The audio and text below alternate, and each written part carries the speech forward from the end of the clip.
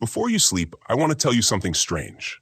Not about blood, not about murder. It's about a feeling. The feeling that someone misses you.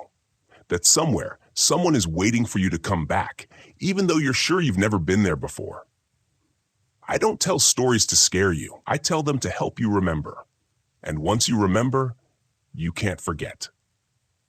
It was early morning in Anchorage, Alaska, 1983. The motel clerk at the Big Timber Inn was barely awake, flipping through a gossip magazine. Something about Michael Jackson and a pet chimp when the lobby door suddenly slammed open. A girl, no, a woman, burst in, barefoot and shaking. She wore nothing but jeans and a torn sweatshirt. A pair of handcuffs dangled from one wrist, clinking like anxious wind chimes. She was out of breath, panicked, her eyes darting toward every shadow like each one might swallow her whole. "I need help," she whispered, though her entire body was screaming. "He's going to kill me." Now, the thing about Alaska in the early 80s, it wasn't like the rest of the country. This was a place where people vanished, gone like dust in the snow. So when the cops showed up, they half assumed she was just another runaway. Just another party girl who'd gone off the rails. Her name was Cindy Paulson, 17, a sex worker. In some places, that alone would have ended her credibility. But her story, her story, was too bizarre to ignore. She told detectives a man had picked her up downtown in Anchorage. She thought it was just another job. He was quiet, polite, wore glasses, but as soon as she got in his car, something changed. He pulled a gun, took her to his house, chained her in a basement next to a bearskin rug and a wall of hunting trophies. Then he told her he was going to fly her somewhere remote. She described the plane, small, red-striped, equipped with floats for water landings. He took her to a private airstrip near Merrill Field. That's when she made a run for it, escaped barefoot through the woods, and ended up here in a motel lobby, half naked and half shackled.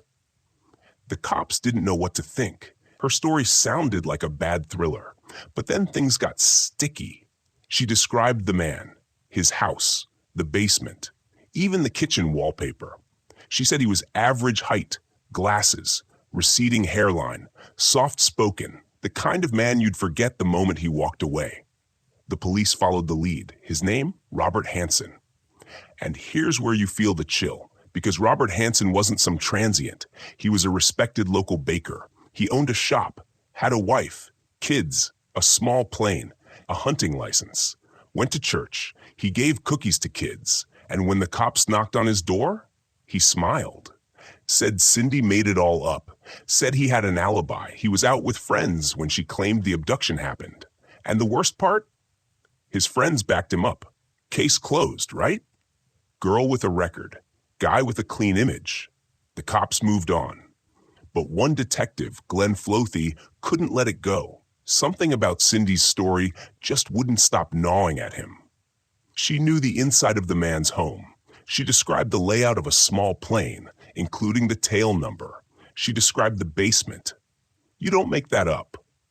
So Flothy started digging, quietly. Didn't want to scare the guy off. Here's your strange fact of the night.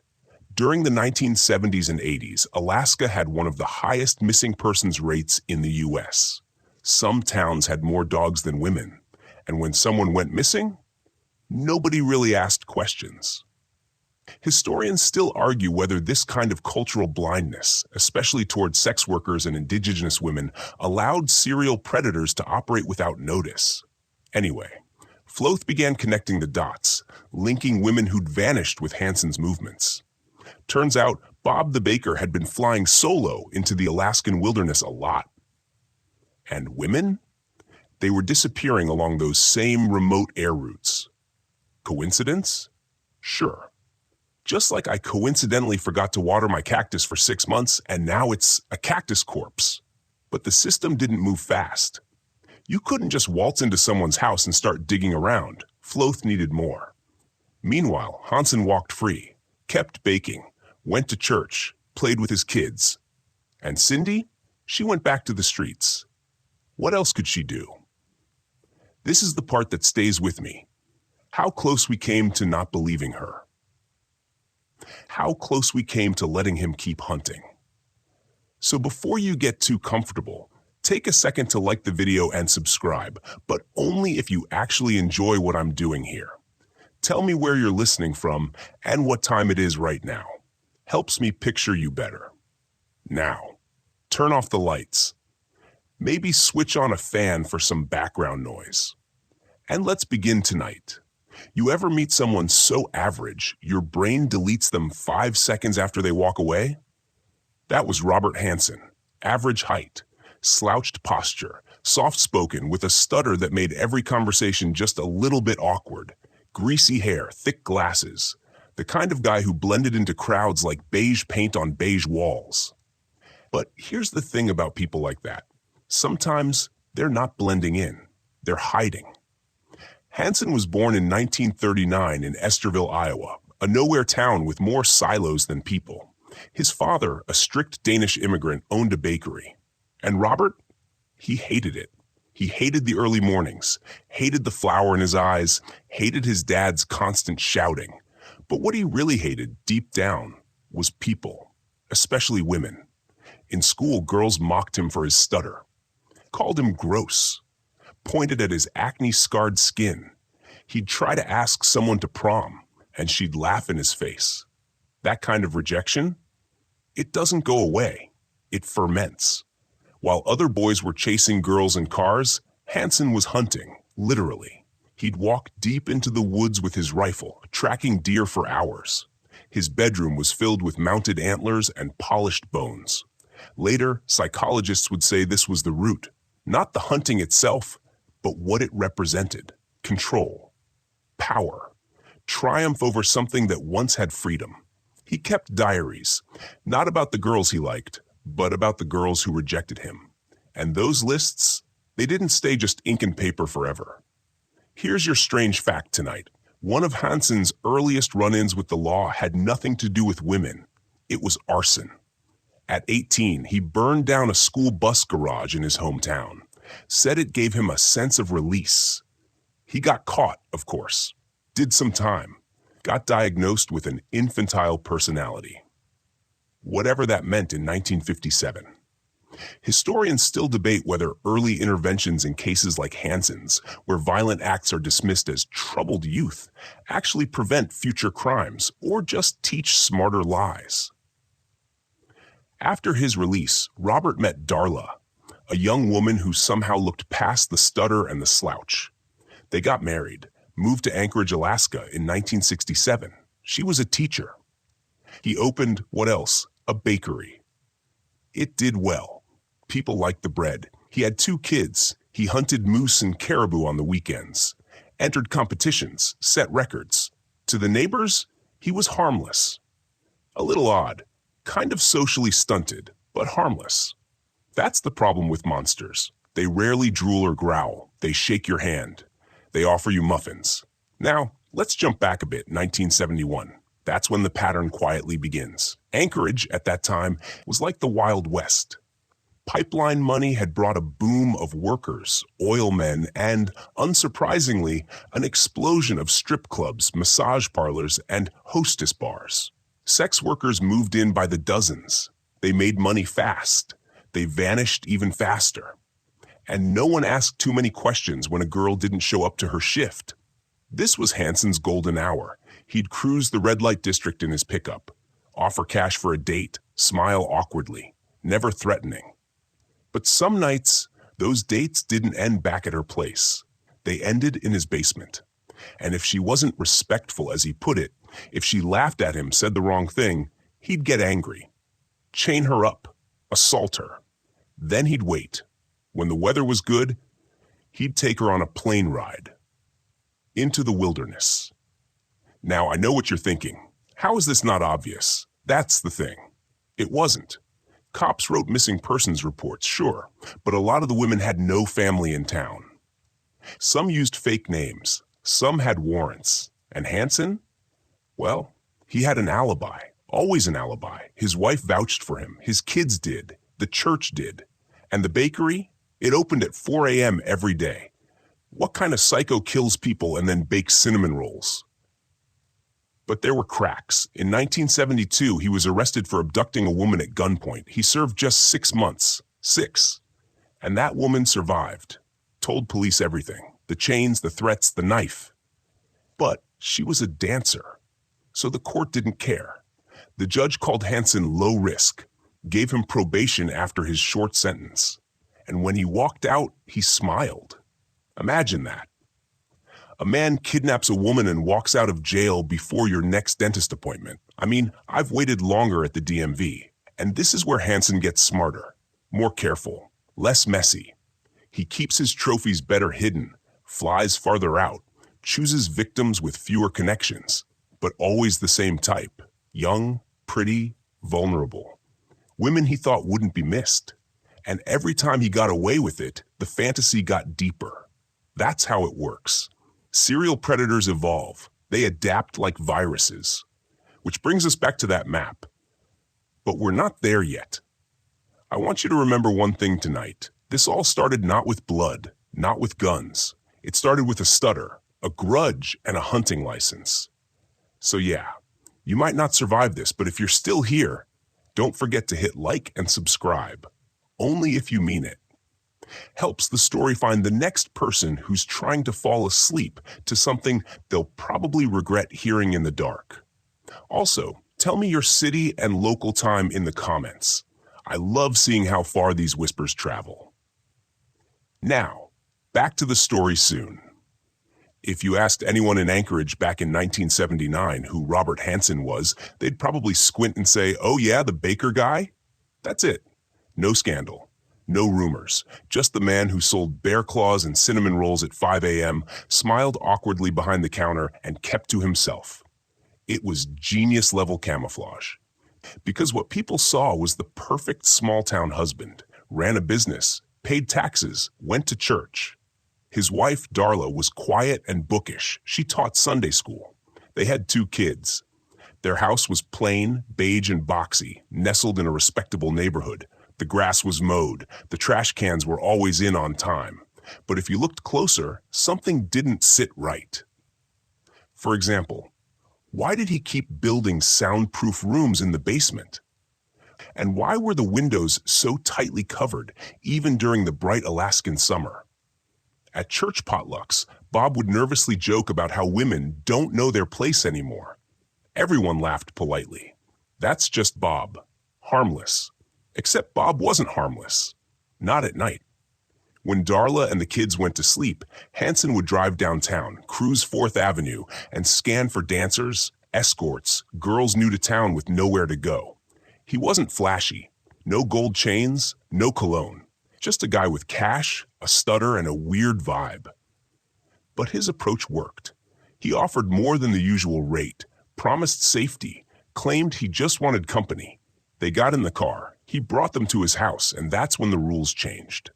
Downstairs, the basement had its own ecosystem, chains anchored into the concrete floor, a bearskin rug, hunting magazines stacked beside a mattress, a camera, a freezer. He kept a kit down there, rope, duct tape, handcuffs, a custom-made wooden paddle with nails hammered through it. Sometimes he let the women go after hours of terror. Other times, he didn't. Here's your strange fact. Hansen was left-handed, but he shot right-handed. He trained himself to do it that way because his dominant hand shook when he got excited. Not kidding. That detail, creepy as it is, came up later during ballistics analysis. He once told a victim, "You're like the animals. You have to be taught a lesson, just like the animals." Psychologists call this dehumanization, where the killer doesn't see a person anymore, just prey. And in Hansen's case, it wasn't metaphorical. He literally hunted them. But that's for another night. Back in Anchorage, the cops had no idea any of this was happening. In fact, during those years, Hansen was winning trophies for his hunting. His name was in magazines. His basement had shelves of medals and plaques, moose, bears, wolves. He even set records for a Dall sheep kill. The irony? He displayed those trophies proudly. But the other ones, The jewelry, the earrings, the purses, he kept hidden in a crawl space above the ceiling tiles in his garage. Tiny things, souvenirs. Darla never went up there, or if she did, she said nothing. Historians still debate whether Darla knew, suspected, or simply refused to see. Some think she was in denial. Others believe she chose to protect her children by playing dumb.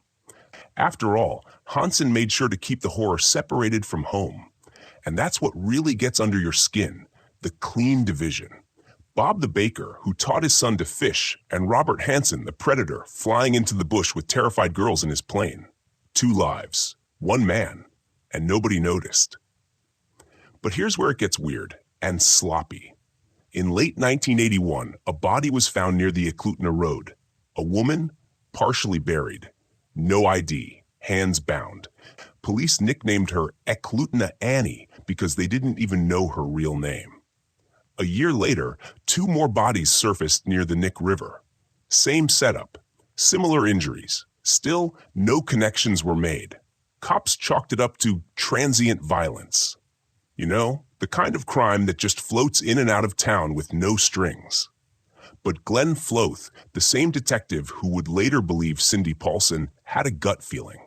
Something wasn't random here. Something was repeating. Patterns always leave shadows, even if no one's looking. Meanwhile, Robert Hansen was up early, baking cherry pies. At PTA meetings, he was polite. A little stiff, sure, but reliable.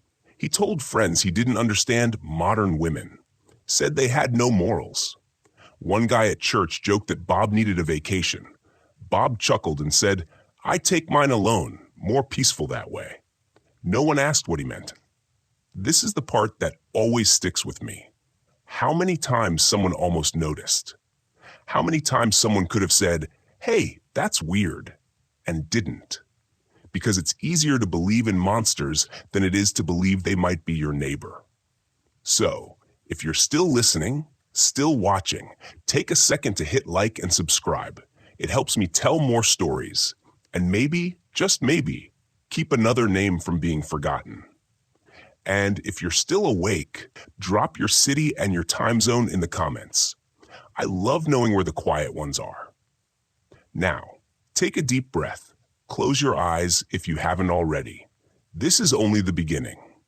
Let's say you're standing in the Alaskan wilderness. No trails, no phone service, just trees, snow, wind, and a silence that presses against your eardrums like cotton. Not the peaceful kind of quiet, the oppressive kind. Heavy, the kind that makes you realize just how far away from help you really are. Now imagine running barefoot through that. Behind you, a man is watching from the tree line, rifle in hand, calm, focused, waiting for you to trip. That's how Robert Hansen liked it. He didn't just kill, he hunted. Not metaphorically, literally. In 1982, long before the public ever heard his name, women were already disappearing. Dancers, runaways, hitchhikers. Most vanished somewhere between downtown Anchorage and the remote outskirts of the Knik River Valley. Some were found. Most weren't. Those who were turned up in shallow graves, bound, shot, sometimes stabbed, always left like garbage, far enough out that scavengers would scatter the evidence, but not so far that he couldn't find his way back. Because Robert Hansen had a pilot's license. That's tonight's strange fact. He owned a Piper Super Cub float plane. It allowed him to land on water or soft tundra. In Alaska, where roads disappear into white nothing, that meant total freedom and total isolation. No one followed him out there. He'd tell his wife he was going hunting, pack a bag, load a rifle, take off from Merrill Field. Sometimes he really was hunting, moose usually. But other times, he brought company, and that company didn't know what was coming. Here's how it worked. He'd pick up a woman downtown, offer her double or triple the going rate, drive her home, charm her, just enough to drop her guard. Then, in the basement, he'd chain her, assault her, degrade her, break her, and when the weather looked good, he'd tell her they were going on a trip. Most didn't know what kind or how far. He'd fly them to a remote stretch near the Knik River or deep into the Matanuska-Susitna Valley. No buildings, no people, Just endless green and gray, birch trees, snow, hidden creeks. Once they landed, he'd unload his gear, rope, knife, rifle. Then he'd unchain her. Sometimes he told them to run. Sometimes he didn't say anything at all. But he always waited, just long enough to give them hope. Then he followed, slowly, methodically, like tracking deer. He was an expert hunter, could read footprints in wet moss, recognize panic in crushed ferns. He didn't rush. He liked it slow.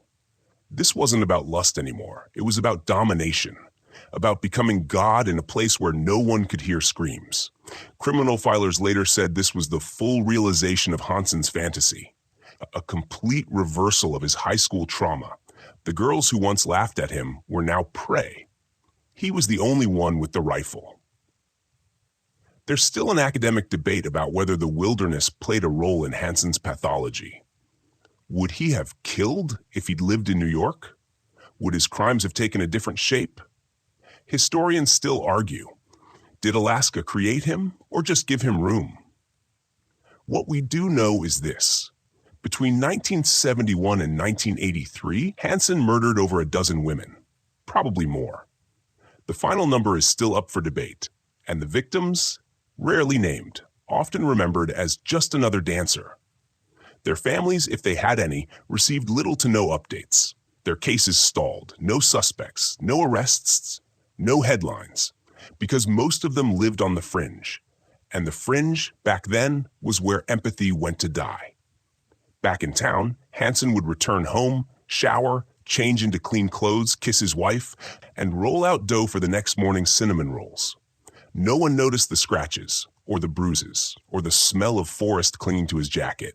And if they did, they didn't ask. Meanwhile, detectives kept finding the same scene. Remote burial site.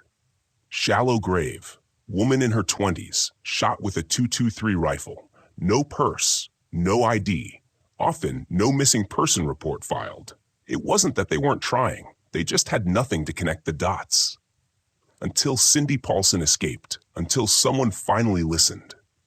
By the time Hansen showed up on their radar, the pattern was deafening. Same method, same areas, same weapon. And guess what kind of rifle Hansen owned? A Ruger Mini 14, .223 caliber, registered. But that still wasn't enough for a warrant. You'd think it would be. But no, they needed something concrete, a body, a witness, a confession. And this is what frustrates me most, how close they got. How many times they circled him. How many chances he had to stop, but didn't. Because once you've hunted people and gotten away with it, what else compares? If that thought sends a chill down your spine, you're not alone. Take a second to hit that like button, and if you haven't already, subscribe so you don't miss what comes next. Also, where are you listening from, and what time is it there? Now go ahead. Turn that fan up a little higher. The forest is cold tonight. They called her Eklutna Annie. No one knew her real name. No wallet. No family came looking. No missing persons report. Just a decomposed body found off a power line trail near Eklutna Lake in July 1980, discovered by electrical workers checking on a downed line. She was face down, her hands bound behind her back with nylon rope. Tap right, a single bullet to the back, half buried in a shallow grave like someone had run out of time. Or patience. She was young, brown hair, petite frame, maybe 20. The medical examiner guessed she'd been dead a year, maybe more. There was no sign of clothing, nothing left but bone and dirt and silence. Police gave her the nickname because, well, you have to call her something. That was the first real clue, though no one knew it yet. Anchorage cops filed the body under unsolved homicide number 304A and kept it moving. Back then, unsolved meant unspoken. Cold cases gathered dust in metal cabinets with squeaky drawers. Names faded, families forgot, or moved away, or gave up. But Eklutna Annie wasn't alone for long. Less than a year later, in April 1981, a pair of off-roaders on the Nick River Trail spotted something strange sticking out of the frozen earth. At first, they thought it was animal remains, maybe a bear carcass. It wasn't. It was a woman, long red hair, fully clothed, same signs, bound hands, bullet wound, left like trash in the snow. Then another in September 1982. This one near the Old Nick Bridge, same MO, same eerie remoteness. And here's your strange fact for the night. All three of these burial sites could be reached by air. Hansen's Piper Super Cub was often seen parked at small rural strips nearby, though no one thought twice about it. He was just the baker who liked hunting. Hunters always carry rifles in Alaska. That wasn't suspicious. You know what was? The .2223 shell casings found near two of the bodies. Same caliber, same style. But that kind of rifle was common too. Thousands of them in the state. The bodies weren't speaking, yet. There's a debate among criminal justice scholars about why serial killers in remote areas go undetected for so long. Is it the geography? The transient population? Or is it something deeper? A psychological blind spot society chooses to maintain when the victims are people we don't want to see. Historians still debate whether the rise of sex work around the oil boom in Anchorage directly contributed to the perfect environment for someone like Hansen to operate. But it's not just about the setting. It's about how many people refuse to connect the dots. Here's another one. A few officers did notice the similarities between these three women. A small task force was formed, quietly. They started cross-referencing missing persons reports from the local clubs and bars. Problem was, the reports were inconsistent. Some girls were known only by stage names. Others had no fixed address. Some were just rumors. There was no digital database. Everything was paper, slow, fragmented. And Robert Hansen? He kept baking. Every day. Opened shop at 4 a.m. like clockwork. Shook hands, sold bagels. His customers swore he couldn't hurt a fly. One even told police later, if you asked me to name the most boring man in Anchorage, I'd say Bob. But in the garage above his ceiling tiles, he had his own little museum. Necklaces, earrings, makeup kits, cheap plastic combs. The kind of things you'd toss in a purse and forget, unless they belonged to someone you killed. He cataloged them. Not openly, not with labels. But he remembered. He could hold up a locket and tell you who it belonged to, what her name was, what she said when she realized they weren't going home. That map? Still coming. But it was around this time that FBI profiler John Douglas got a phone call. Someone in Alaska needed help. Someone had a serial killer. Douglas reviewed the case files, the victims, the wilderness, the gun, and he said, "You're looking for a white male, mid-30s to 40s, skilled hunter, socially awkward, has a history of criminal behavior, probably violent, probably owns a small plane, probably married, maybe religious." He may as well have drawn a picture of Robert Hansen. But again, no warrant, no arrest. Not yet. Police needed a crack, and they were about to get one. Meanwhile, Eklutna Annie stayed anonymous. She still is. To this day, no one's identified her. Think about that. All these years later, and her name is still missing. Only her killer remembered it. And now, maybe you will too. Before we keep going, I'll remind you, if this is your kind of nighttime story, like and subscribe. It really helps me keep whispering these forgotten names into your dreams. It started with a hunch, just a feeling. Detective Glenn Flotha couldn't shake Cindy Paulson's story. The handcuffs, the basement, the small red and white plane. The way she described the interior of Robert Hansen's house, down to the wallpaper in the kitchen. She wasn't lying. He knew it, but knowing wasn't enough. The law needs proof, and Hansen's alibi, backed by two buddies, was airtight. He said he'd been out with friends during the night of Cindy's escape, and they confirmed it. Maybe they believed it. Maybe they were covering for him. Either way, it bought Hansen more time. Too much time. Meanwhile, the bodies were stacking up. The Nick River was becoming a graveyard, and nobody wanted to call it what it was yet. But Floth did. He went back through every old report on missing women. Every dancer, every escort, every name scrawled in the margins. Then he compared dates. checked pilot flight logs, talked to officers who'd been in Anchorage a decade earlier. And Hansen's name? It kept showing up. He'd been arrested before. Several times, actually. Assault, theft, kidnapping. But every time, he'd gotten off with probation or a slap on the wrist. Judges called him nonviolent. His family vouched for him. His church, too. And Darla, she stood by him. Said he was awkward, sure, but a good man. You know what's strange? Here's your weird fact of the night. Hansen once took 2 separate polygraph tests and passed them both. That's not unusual. Psychopaths often do. Their heart rate doesn't spike the way yours or mine would, because they don't feel guilt. They just perform it. Polygraphs aren't lie detectors, they're stress detectors, and Robert Hansen, he was ice cold.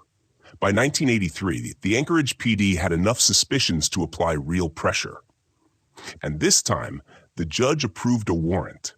It was August 12, 1983. Floth and a team of officers pulled up to Hansen's house at 5 a.m. just as he was heading to work, still in his bakery whites. Confused, calm. They started in the basement. What they found there didn't match the exterior image at all. Chains bolted to the walls. An old bearskin rug stained with something no one wanted to name. A set of handcuffs. Several firearms, including a mini 14.223 rifle, just like the one linked to the river victims. But that wasn't the moment everything clicked. That moment came when one of the officers poked his head into the garage attic and saw the map. Folded in half and taped to a ceiling joist, it looked like nothing. Just a terrain map of the Matanuska-Susitna Valley.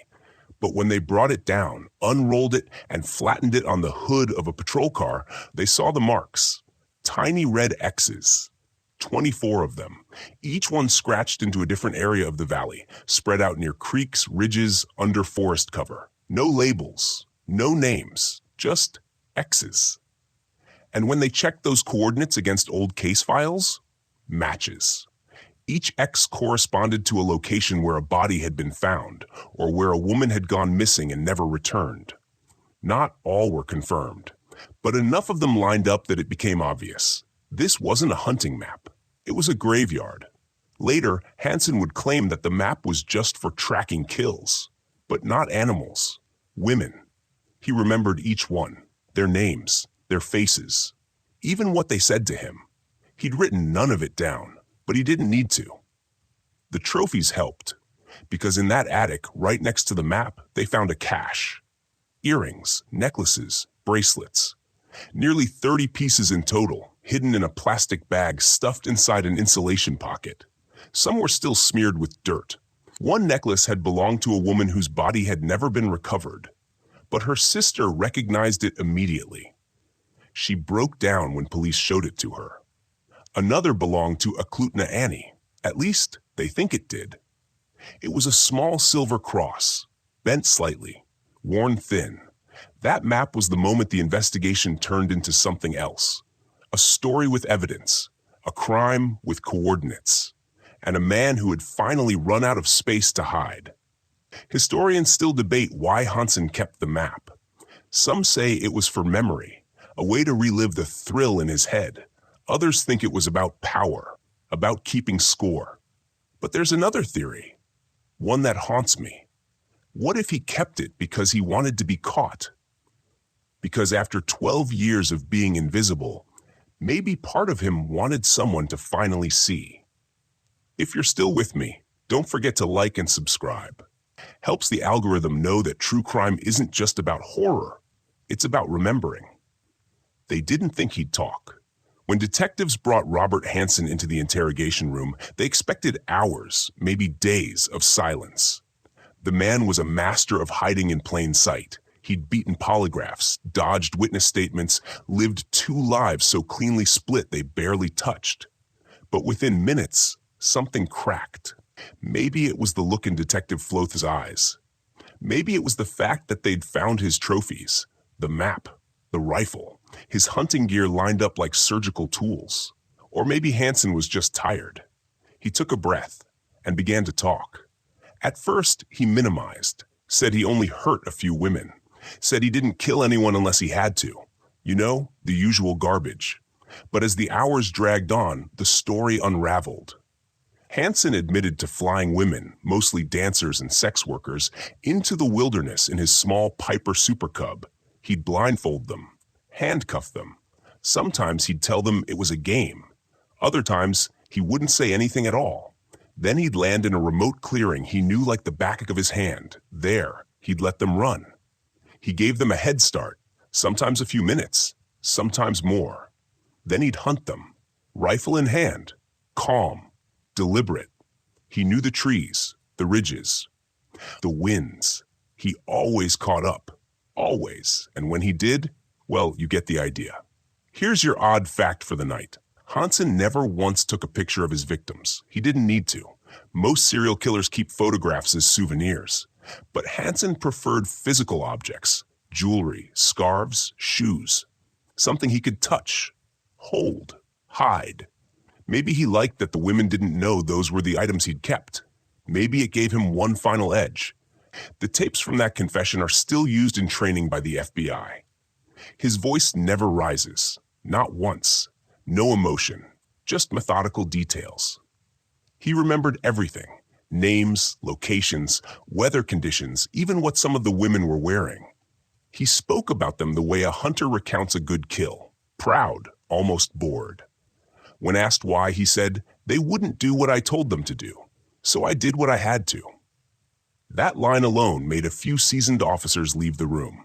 Here's where the academic debate starts. Criminologists still argue over Hansen's motive. Some say it was about control, classic power fantasy rooted in childhood humiliation. Others say it was compulsive escalation, that each kill pushed him toward the next, not out of desire, but out of an internal need to maintain a high. But there's a third theory, that he was living out a delusion of justice. Hansen believed these women were bad, that he was correcting them, punishing them. That's the most terrifying theory, isn't it? Not that he enjoyed the kill, but that he thought he was right. In the end, Hansen confessed to 17 murders. Only 12 bodies were recovered. He marked them out on the map, slowly, with a pencil. No hesitation, one by one. He also confessed to raping at least 30 other women, most of whom he let live. Most never came forward, or had already left Anchorage, or didn't want to remember. The confession lasted 12 hours. When it was over, Hansen looked exhausted. He even apologized to the officers, not the victims. Said something about how he knew it would all come out someday. The DA wanted the death penalty, but in exchange for the full map, for the closure of every cold case possible, they struck a deal. Robert Hansen would spend 461 years in prison. No parole, no chance of early release. He was sent to Spring Creek Correctional Center, a maximum security prison in Seward, Alaska. And here's something I can't get over. In his mugshot, Hansen smiles. It's slight, but it's there. The face of a man who lived 2 lives so completely and finally didn't have to anymore. Still awake? You've made it halfway through the story now, and trust me, it only gets weirder from here. If you haven't already, go ahead and like the video and hit subscribe. I tell these stories every week. Some people listen to fall asleep. Some stay up all night thinking about them. Which one are you? Now dim the screen a little. We're about to visit the woods. The snow was already starting to melt when they began digging. Anchorage police, alongside a small group of forensic specialists and volunteers, headed out into the remote Matanuska-Susitna Valley, armed with a hand-drawn map from a man who hunted women like animals. Some of the X's Hansen marked had already been discovered, those bodies found by hunters, hikers, or by pure accident over the years. But several remained untouched. Places so secluded, even the moose didn't pass through. It's strange, really. You imagine finding a body is this huge, climactic moment in a crime investigation. But most of the time, it's quiet. It smells like damp soil and gasoline. People don't cheer. They don't cry. They just start cataloging bones. On April 24th, 1984, they found their first new grave. It was just where Hansen said it would be, down an embankment, beneath the roots of a birch tree, wrapped in what was left of a blue sleeping bag. The victim was identified through dental records as Lisa Futrell. She'd been missing since 1980. Her family never got a call from Hansen. No ransom, no note, no body, just silence. That was how most of his victims disappeared, like vapor. Over the next few weeks, 4 more bodies were uncovered. One was almost completely skeletonized. One still had remnants of clothing attached, striped pink socks. Another still wore a locket with a photo of her dog. These small things haunted the volunteers more than the bones. You don't forget the smell, sure, but you really don't forget something like a silver charm bracelet rusted into a wrist. Here's your odd fact for this part. In Alaska, permafrost can actually help preserve corpses. The deeper the ground stays frozen, the more intact the bodies remain. In Hansen's case, it meant some victims still had recognizable features years after death. A forensic anthropologist on site described it like this: "The earth remembered them, even when people didn't." That quote stuck with me. There were also mistakes. One of Hansen's map markers turned out to be a false lead. Hours of digging and nothing. Just dirt, moss, and more dirt. Some think Hansen misremembered. Others think he was toying with them, even in confession. But one site, labeled simply X11, was especially difficult. It required helicopters, snowmobiles, and a bit of luck. The terrain had shifted since the original burial. A landslide a few years prior had disturbed the topsoil. But when they finally found what they were looking for, buried under 3 feet of rocks, it was a young woman with red hair. To this day, she remains unidentified. Hansen called her Eklutna Annie, referencing the lake nearby. No family ever claimed her. No missing persons report matched. All they had was her jawline, her necklace, and her resting place. Now here's where the scholars come in again. Historians and forensic psychologists still debate whether Hansen truly remembered all his victims, or if there were more. His memory was sharp, no doubt. But can someone really recall the exact position of 17 graves across miles of wilderness? Or were there more he didn't want to give up? Some experts believe the official number is just a starting point. One unnamed FBI profiler even said, "With men like Hansen, the woods will always hold secrets we'll never find." I think about that when I look at Google Maps sometimes, zooming out over Alaska. So much wilderness. So much untouched space, so many hiding places. A few more victims were identified over the years thanks to DNA. The oldest was Angela Feddern, last seen in 1983. The youngest was believed to be just 16. 6 of Hansen's known victims remain unnamed. 6 families who still don't know where their daughters went. 6 stories without endings. As the bodies were found and cataloged, the town of Anchorage reacted in 2 very different ways. Some people were shocked, angry, sickened, but others weren't. In a twisted way, some already knew something dark had been happening. Sex workers had warned each other. There were rumors of a man in a plane, a man with cold eyes who paid well but gave off a certain danger. They called him the Butcher. And nobody wanted to be alone with the Butcher. But most of the time, if women spoke up, no one listened. Which brings us to another debate. Could Robert Hansen have been caught sooner? Law enforcement says they lacked enough evidence. Technology wasn't advanced. The women were transient, hard to track. But critics argue the truth is simpler. People just didn't care enough. These women weren't perfect victims. They were easy to dismiss. You know how they say the system failed them? In this case, that system didn't even show up. Now here's a final chilling image for tonight. One of the detectives who helped mark the grave sites said that when Hansen pointed to the map, he didn't hesitate.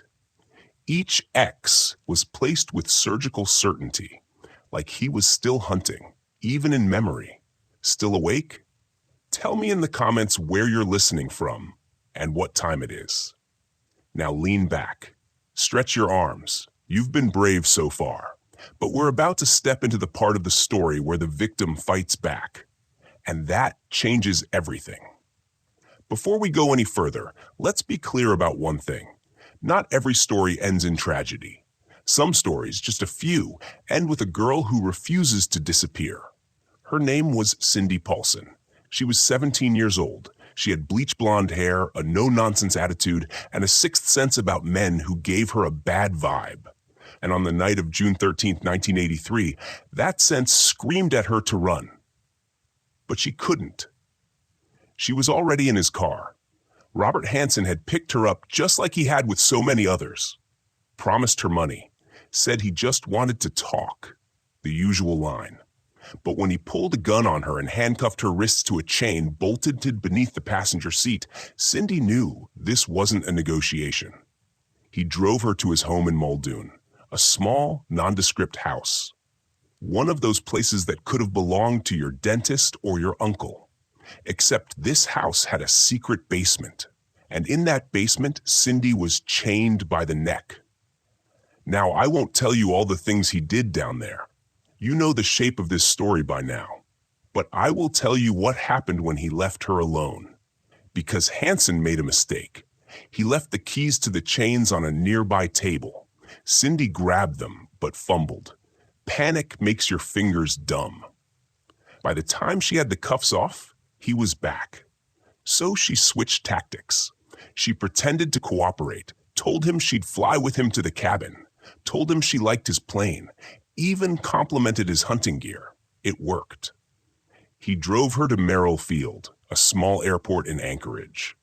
That's where he kept his prized little Piper Super Cub plane, green and white, with just enough room for a pilot, a gun, and one terrified girl. As he loaded his gear into the plane, Cindy made her move. She bolted. Barefoot, handcuffed, bleeding, and wild-eyed, she sprinted across the tarmac and flagged down the first truck she saw. A man named Robert Yunt picked her up. And here's your strange fact for tonight. Yunt was an electrician who just happened to be dropping off an airport vehicle. He wasn't even supposed to be at the field that morning.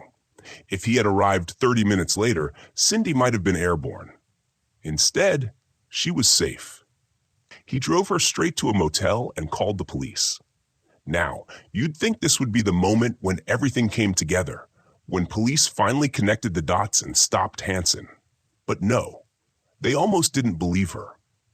Cindy was young, a known sex worker. She was barefoot and rambling. Some officers thought she was just high or hysterical. And Hansen? He denied everything, said Cindy was lying. That he'd paid her, sure, but then she freaked out and ran. Said she was trying to extort him, and the police believed him. At least most of them did. Enter Detective Glenn Floth. Now, Floth was different. He had been quietly investigating a series of missing women for months, and Cindy's story, it matched something he already suspected. The pilot, the shack, the wilderness. So he started digging, quietly at first, pulling Hansen's records, checking his alibi, noticing the criminal history, the arson charge, the assault, the lies, and the trophies.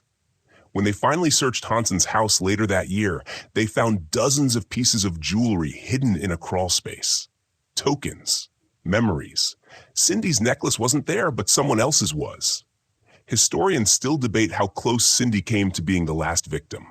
Hansen was getting bolder, sloppier, maybe even tired. But one thing's for sure. Without her, he wouldn't have been caught. That's what makes this moment rare. Because most of Hansen's victims didn't get to talk. Cindy did, and she never stopped. She testified. She pointed at him in court. She described the plane, the chains, the smell of his breath, and she never backed down, even when people doubted her, even when they whispered that she wasn't a reliable witness. And let me say this now. If your life depends on whether people believe your trauma or not, we've failed you. But Cindy didn't wait for approval. She survived. Funny thing is, Robert Hansen's biggest mistake wasn't picking the wrong victim. It was underestimating her. And here's your final image for tonight. Picture her, barefoot in the back of a pickup, blood streaked across her legs, eyes wide but clear. And behind her, a green and white plane still humming on the tarmac, its hunter now realizing the prey got away. So, how are you holding up? If you're listening from a small town, let me know where. I want to know what part of the world this story is reaching. Also, if you haven't already, like and subscribe, but only if you really want more of these stories. Next up, we enter the trial, and it's not just about facts, it's about who the world believes and who it chooses to forget. You already know how the story goes. Girl escapes, cops listen, bad guy gets caught. But real life isn't a movie. And in Anchorage 1983, the courtroom didn't roar to life with righteous fury. It creaked. It hesitated. It looked down at its shoes and wondered, is this really happening? Because even when all the clues line up, people still need proof. And that's where the map comes in. Let me walk you back to October 27th, 1983.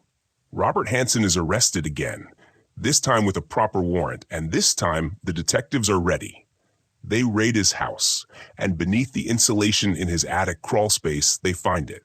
A folded aviation map, topographic, marked with little red X's, 37 of them. Some near the Nick River, others deep in the bush, places only someone in a small plane could reach. It wasn't just a hunting map, it was a graveyard. Police had already found 4 bodies by then, women who'd been shot and dumped in remote Alaskan wilderness. But this map, this was something else. This was a killer's diary. No names, just locations. And here's your strange fact for tonight. The map was hidden inside a hollowed-out insulation panel, along with his trophies, jewelry, newspaper clippings, and a Ruger Mini 14 rifle. That's the same weapon used on the bodies they'd already recovered. Still, Hansen didn't confess. Not at first. He sat in that tiny interrogation room, silent, smirking. A chubby, balding baker with glasses too large for his face. He looked more like a science teacher than a predator. But then they brought up Cindy Paulson, her escape, her memory, her willingness to testify. And something cracked, because he realized this wasn't going away. Slowly, he began to talk. At first, he claimed the women were asking for it. He said they were liars, said they were trying to rob him. But Detective Floth didn't flinch. He laid out the photographs, the bullet casings, the bracelets, the map, and Hansen finally gave in. In a calm, eerily polite voice, he confessed to killing 17 women. But remember, 37 red X's. And here's where the academic debate comes in. Historians and investigators still argue whether the full number of his victims will ever be known. Some believe 17 was all he could bring himself to admit. Others think the map tells the real story. Even today, not all of those X's have been confirmed. One by one, Hansen walked police through the spots. He remembered each woman with disturbing clarity. This one fought, he'd say. This one ran. This one took longer. And while he gave names for some, others were only remembered by where they were dropped. Forest, creek, ridge, gravel pit. Not one word about who they were, only how they died. Imagine standing there with that map, listening to a man speak casually about bodies like they're camping supplies. That's what it was like for the officers. Now let's step into the courtroom. It was February 1984. The trial didn't last long. In fact, there wasn't even a full jury trial, because Hansen pleaded guilty to 4 murders. Those were the ones prosecutors had the strongest forensic evidence for. They didn't risk losing the case over legal technicalities. The other victims, they were named, mentioned, but never tried in court. And if you're thinking, wait, how can that be fair? Well, you're not alone. There's an entire body of legal scholarship that debates plea bargaining in serial cases. Do we protect the court's resources, or do we owe each victim their day in court? That debate still echoes in classrooms today. Hansen was sentenced to 461 years plus life with no possibility of parole. And just like that, the Baker Butcher was locked away. He would spend the rest of his life in Spring Creek Correctional Center in Seward, Alaska, a concrete box surrounded by snow where the air always smells like bleach and regret. But here's the thing. Not one of his victims got that choice. They didn't get to bargain. They didn't get to tell their side. Their stories are pieced together from bones and bullets, from jewelry and crawl spaces, from red X's on a weathered map. And Cindy? She disappeared from the spotlight, quietly, as if once the story was told, the world no longer needed her, but we do. Because without her, none of this would have come to light. There's something haunting about that. How the survival of so many depended on the instincts of one terrified teenager in a plane hangar. So tonight, let me leave you with this image. A crumpled map marked with secrets, a man in a jail cell baking bread behind bars, and somewhere beneath the snow, women still waiting to be found. If you're still with me, I appreciate your time, especially if you're listening from somewhere cold like Anchorage or Fairbanks. Drop your location and your local time. I love seeing how far these stories reach. And hey, if you're still awake, go ahead and like the video and subscribe, but only if this kind of story means something to you. Next, we'll look into what the survivors and families did after the trial, and how memory can be louder than justice. I still think about the bracelets, the ones they found in that attic crawl space, just tucked away like charms from some twisted collection. A token for each girl, each hunt, and I wonder what they meant to him. But more than that, I wonder what they meant to them. Because you never just vanish. Someone always remembers you. Let's talk about the ones who were left behind. The mothers, the sisters, the roommates, the best friends who kept calling and calling, wondering why she wasn't picking up. Back in the late 70s and early 80s, especially in a place like Anchorage, it was easy for the police to dismiss a missing girl, especially if she was a dancer or a sex worker. Transient lifestyle, they'd say. Probably moved on. But they didn't. And those families didn't move on either. There was Megan Emmerich. She vanished in 1973 from Seward, Alaska. She was only 17 and studying at a local college. Her roommates said she went to the laundry room and never came back. Hansen never admitted to killing Megan, but one of the red X's on the map was frighteningly close to where she disappeared. To this day, her body has never been found. Her mother kept a candle burning in the window for years. Every night, like a lighthouse, calling her home. Even after the house was sold, the neighbors said they still saw the flicker. Maybe it was just imagination, or maybe it was memory, refusing to leave. Then there was Paula Goulding. She was a dancer at the Wild Cherry, one of those nightclubs off Spennard Road where the neon signs buzz louder than the music. She came to Alaska for a fresh start. Never made it out. Her little brother used to sit in his parents' garage, listening to old voicemails of hers on cassette tape. She always called me Boo, he said in an interview years later. No one else ever did that. And Cindy Paulson, the girl who ran, she vanished in her own way too.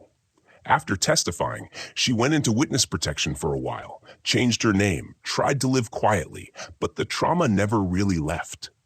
She later told a reporter, "I don't think you ever stop hearing the chains or smelling the dampness of that basement." And just like that, the room feels smaller, doesn't it? Here's your strange fact of the night. A study from the 1990s found that Anchorage had one of the highest per capita rates of missing women in the U.S. during the 1970s and 80s. It was something no one talked about until the Hansen case forced them to. Historians are still debating whether Hansen's crimes were isolated or if they were part of a larger pattern of institutional neglect, where vulnerable women simply weren't seen as real people, just names on flyers, faces on milk cartons. And that's the hardest part of this story, isn't it? Because for every Cindy, there were others who didn't make it. Others who were blamed, shamed, forgotten. Some of the families tried to sue the police department after the trial, claiming negligence, saying their daughters could have been saved if officers had just listened earlier. But those cases rarely went far. No one wanted to admit they'd ignored a serial killer. Instead, the city built a new task force. They changed protocol, created better systems for missing persons. But too late for Paula. Too late for Megan. Too late for most. There's one woman I keep thinking about. Her name was Sherry Morrow. She was a secretary before she became a dancer. People always remember her smile, how she carried herself like a ballerina even on sticky club floors. They found her near the Nick River, face down, a single bullet in her back. She was still wearing jewelry, a small silver cross. Her father flew to Alaska to identify the body. He wasn't a rich man, worked at a hardware store in Idaho, used all his savings just to bring her home. At the airport, a reporter asked him what he'd say to Hansen if given the chance. He just stared ahead and said, "Nothing. You can't talk to someone like that." And maybe that's true, but maybe talking to each other is what matters more. So I want you to remember this. Justice isn't a gavel. It's not a sentence. It's not a number carved into a court record. Justice is remembering. It's telling the stories of the ones who didn't come home. It's sitting in your room late at night, imagining what her laugh sounded like, what her dreams were, who she kissed, what color her jacket was. You may not know her name, but you know she was real. And that's something even Hansen couldn't erase. So if you're still awake, and I know some of you are, leave a comment below and tell me what you would have done differently. Would you have believed Cindy? Would you have searched the map? Would you have fought harder for those girls? I know it's late, but stories like this, they deserve to be spoken in the quiet. And hey, if this kind of story resonates with you, go ahead and like the video and subscribe. Only if you're still here. Only if you're the kind of person who doesn't forget. Now, turn off the lights, maybe turn on the fan for some soothing noise, and let's keep going. Sometimes I wonder, if you mapped all the flights he ever took, all the drop zones, all the places the wind scattered evidence in bones, would it look like a bird's migration pattern? Predictable, seasonal, beautiful in a monstrous way. Because Robert Hansen didn't just kill, he flew. And that's something most people forget. He wasn't stalking alleyways. He wasn't dragging women into cars on city streets. He was taking them to the wilderness, flying them into silence. See, Hansen owned a little Piper Super Cub, a small bush plane built for solo trips into Alaska's brutal wild. Tan and white, tail number N389Z. He kept it at Merrill Field Airport in Anchorage. It wasn't fancy. It didn't have GPS or modern nav systems, just a seat, a map, a compass, and fuel tanks. And that was all he needed. He used it like a tool, like a scalpel. Police would later find dozens of flight logs in his garage, cryptic, handwritten notations. Some flights matched dates of disappearances. Others never quite lined up. Too vague, too old, too secret. And that's when investigators realized Hansen had built a second life in the air. He'd lure his victims to his house under promises of money, modeling gigs, or just shelter from the cold. Then, if they didn't comply, he'd handcuff them, drive them to Merrill Field, load them into the plane, and take off. He would fly them deep into the Mat-Su Valley. No roads, no houses, just spruce trees and fog. Then he'd give them a head start, and he would hunt them. I know it sounds impossible, like something from a horror movie. But it wasn't. It was real. He used a Ruger Mini 14 rifle. It was lightweight, accurate, perfect for hunting on foot, and he'd fire warning shots first. Not to miss, but to terrify. Imagine the sound echoing through the valley, a single shot cracking across the trees, and then another, closer. You're barefoot, no jacket. You don't know north from south. Just the whine of mosquitoes in your ears, the smell of gun oil, and that engine fading in the sky. That's your world now. Your prey, one of the strangest facts from the trial? Investigators used aerial photographs to find bodies, matching them to the flight paths Hansen might have taken based on wind direction and weather conditions on specific dates. They even consulted with meteorologists to narrow down where someone might have fallen if dropped from a certain height. There's an ongoing academic debate about whether Hansen was driven by power or disassociation. Was he reenacting childhood humiliations?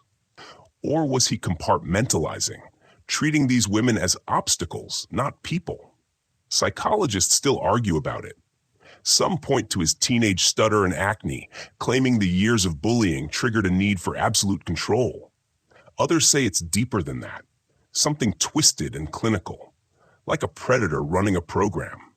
But I'm telling you, it wasn't just sickness, it was strategy.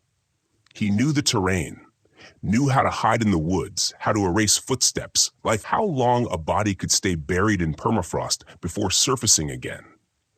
In that way, he was more like a military sniper than a common criminal. There's something else too. You ever hear about Echo Bay? It's one of the locations Hansen flew over frequently.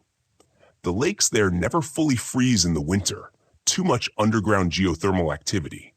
Bodies dumped there sank, but never quite stayed put. One hunter found a boot, still laced, in the ice shallows in 1982. Later DNA testing confirmed it belonged to a missing woman. Her name was never released to the public. I think about that boot sometimes, just lying there in the frost, waiting. You might be wondering how no one saw him, how you can load a terrified woman into a plane and no one notices. But you have to understand Alaska in the 1980s. Bush pilots were gods out there, independent, trusted, quiet. Everyone minded their own business. You could fuel up, take off, land 300 miles away, and no one would bat an eye. Hansen was a family man after all, church-going, local bakery owner. He even coached Little League. He'd come back from these hunting trips like nothing happened, pick up groceries, kiss his kids goodnight. But back in those trees, there was blood. So yeah, he flew. And he got away with it for a long time because the skies don't keep records like the ground does.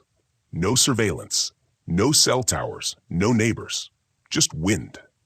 You ever fly over trees and think about how many secrets could be hidden there? How many names? Sometimes the trees remember what people forget. I read once that certain birds can recognize human faces, even years later. They'll dive bomb people who wronged them, hold grudges across generations. Makes you wonder what the eagles out there saw, what they remember. Some of Hansen's old flight logs are still in evidence storage, by the way. Cataloged, numbered, but only half deciphered, which means there could still be more girls out there waiting to be found. You ready for that? If you're still here, leave a comment with the name of the city you're watching from and what time it is. I want to know who else is awake with me tonight. And hey, if you made it this far, maybe like the video, maybe subscribe, but only if you're really with me. I want to take you inside the room, not the crime scene, not the forest, not the airplane hangar, but the room where they tried to figure out why. It was late 1983 when the FBI Behavioral Science Unit, those profilers you see dramatized in shows like Mindhunter, finally turned their attention to Robert Hansen. By that point, he'd confessed to 17 murders, all young women. But the investigators suspected there were more. They needed answers, and more than that, they needed to understand. They called in Special Agent John Douglas, the man often credited as the real-life pioneer of criminal profiling. Douglas had interviewed killers like Ed Kemper, Richard Speck, and David Berkowitz. He believed that if you could map out how a killer thinks, what triggers him, what patterns he follows, you could predict him, anticipate his moves, maybe even stop the next one. But with Hansen, something didn't quite fit. On the surface, Hansen was a textbook organized killer. Calculated, intelligent, ritualistic. He had a hunting method, a disposal plan, and the ability to live a seemingly normal life side by side with monstrosity. But inside, his psyche was chaotic. He didn't fit neatly into boxes. He was both predator and coward, sadist and Boy Scout, churchgoer and monster. One of the strange facts uncovered during profiling? Hansen's own psychological evaluations from earlier arrests in the 1970s, ones the courts had seen, already painted a disturbing picture.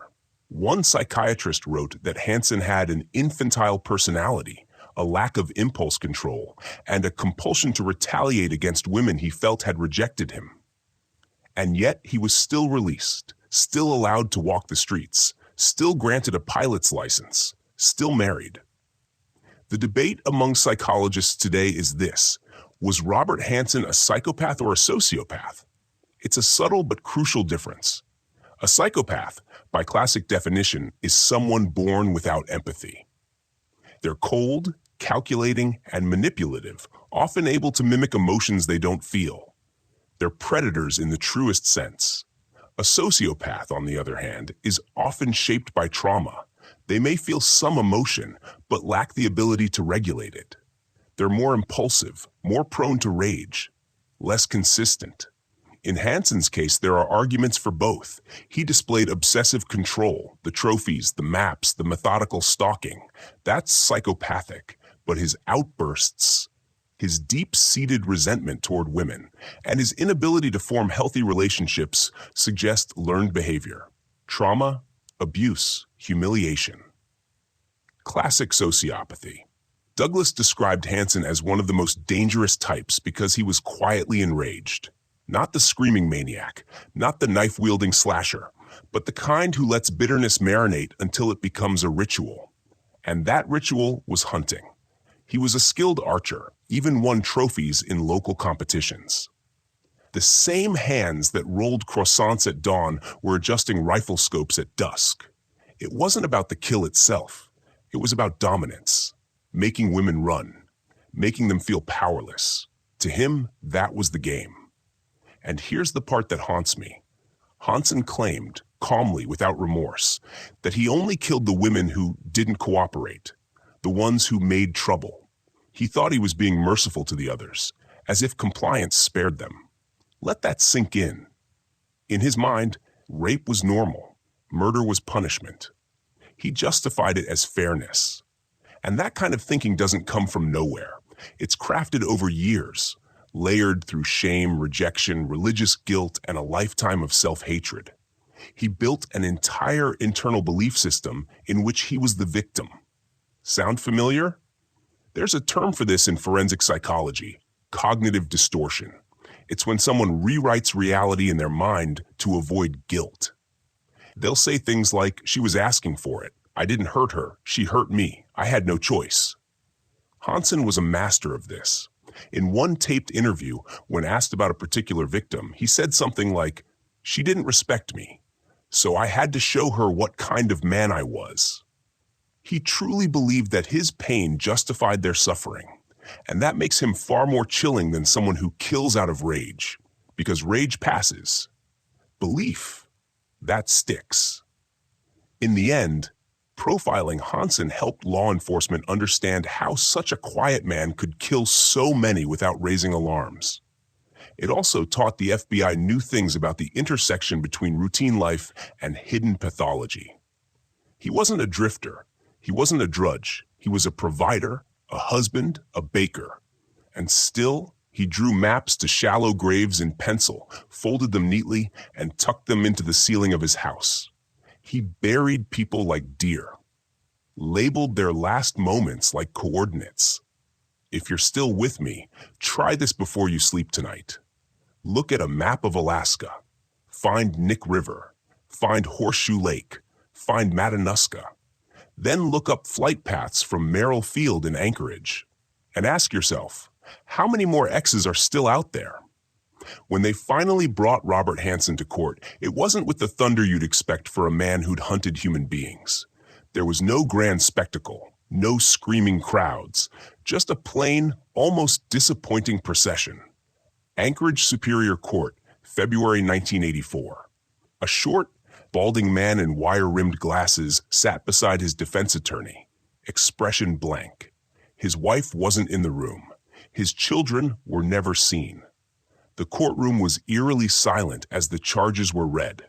4 counts of first-degree murder, 1 count of assault, multiple counts of kidnapping, rape, and weapons misconduct. 4 confirmed murders were all they needed. He'd already confessed to 17, but only a few could be solidly tied to evidence.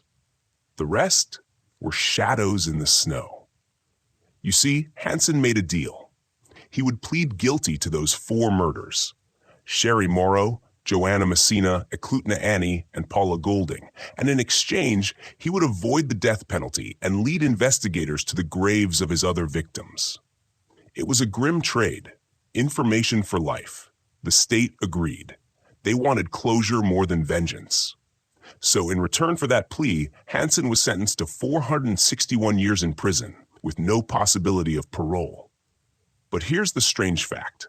At the time of sentencing, Hansen had only been officially charged with 4 murders, despite confessing to many more. Why? Because proving a murder in court, especially when the bodies have been buried in permafrost for over a decade, is a meticulous process. DNA technology in 1984 wasn't what it is now. No phones to trace, no CCTV. Often, just bone fragments and bullet casings. For many of the victims, even confirming identity was impossible. Instead, the authorities focused on what they could prove. It wasn't justice in the purest sense, but it was something.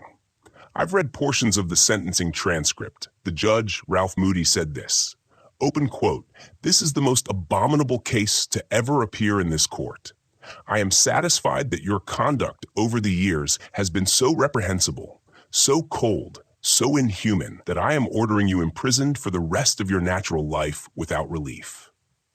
Close quote. And yet, Hansen hardly blinked. He didn't cry.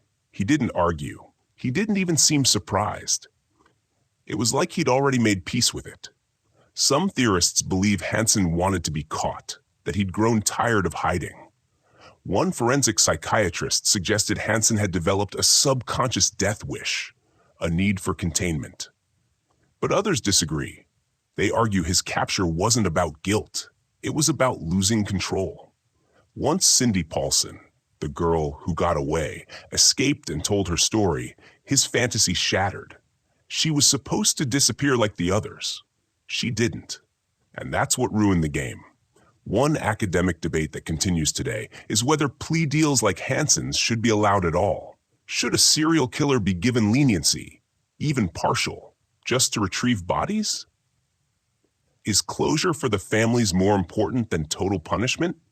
Some say yes. They argue that a body matters. A grave is sacred. A family deserves to know where their child lies. Others say no.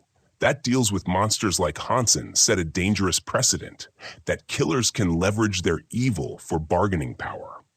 The debate is alive in law schools and psychology departments even now, because in Hansen's case, closure came with a cost.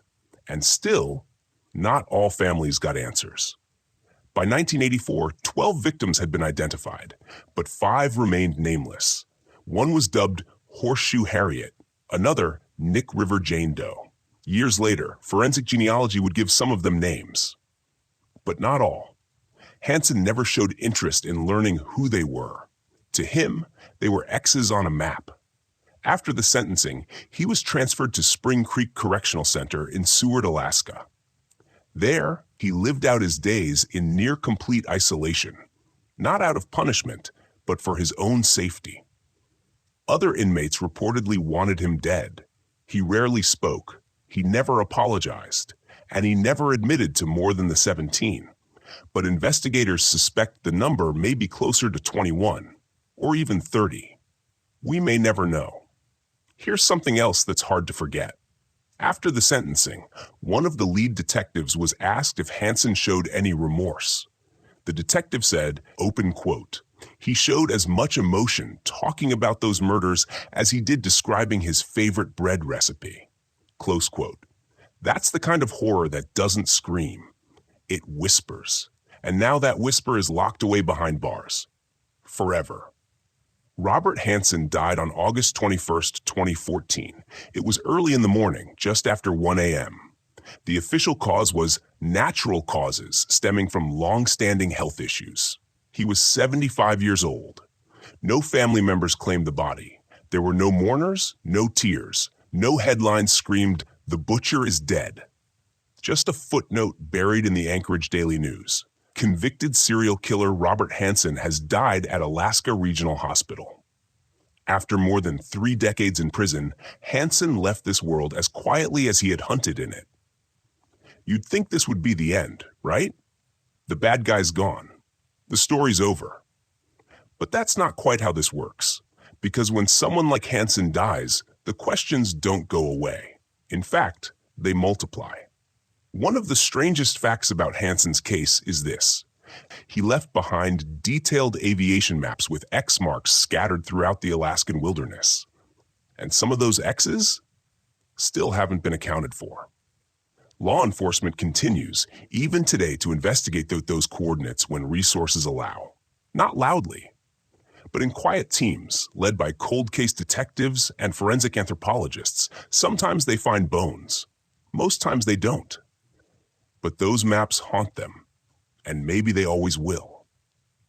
In 2021, a set of skeletal remains were found not far from Horseshoe Lake. The bones were female. The remains had a .223 caliber bullet lodged near the rib cage, the same type Hansen used. The woman still hasn't been identified. They suspect she was one of his. And this is where the real horror sets in. Even dead, Robert Hansen continues to take up space. Space in police archives, in missing persons databases, in the nightmares of families who still wait for phone calls that never come. Here's the open academic debate that's still making rounds in criminology courses. Should we ever bury the memory of a killer if the full extent of their crimes was never proven? Some argue that by continuing to investigate Hansen's past, we keep his legacy alive. We give him power even in death. But others insist, no, it's our duty. That ignoring open wounds just lets them fester. Some believe the real legacy of Robert Hansen isn't just the murders, but the silence that surrounded him for so long. The way a community didn't notice, or worse, chose not to. Even now, Hansen's case is used in FBI training seminars as a textbook example of a mixed-type serial killer, someone who doesn't fit the neat psychological boxes. He was both organized and disorganized, a visionary and a hedonist, a methodical planner, and a man who once burned down a bus garage just because he was mad. And in that way, he broke the mold. But maybe the most haunting thing is what one FBI profiler said after interviewing him. The profiler was a seasoned man, had worked the likes of Bundy, Kemper, and Ridgway. And yet he said this about Hansen. He scared me in a different way, not because he was violent, but because he was forgettable. That's the part that sticks with me.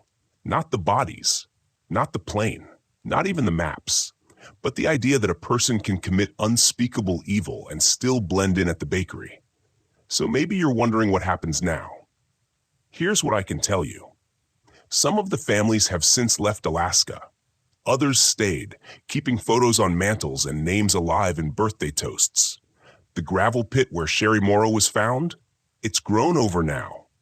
Trees reclaiming ground once soaked in something darker. And Cindy Paulson, the girl who escaped?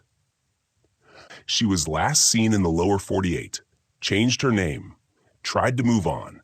She never gave another public interview. And honestly, can you blame her? So before we wrap up tonight, I want you to think about something. Think about how a man with a stutter and a pie crust recipe managed to fool an entire town for over a decade. How he hunted women like deer, buried them in the permafrost, and went back to serve donuts to cops the next morning. Think about how silence isn't always peaceful. Sometimes silence is camouflage. And maybe, just maybe, that's the scariest part of all. So now, close your eyes, if they aren't already, and let the last traces of this story drift into the background. like wind curling over snow.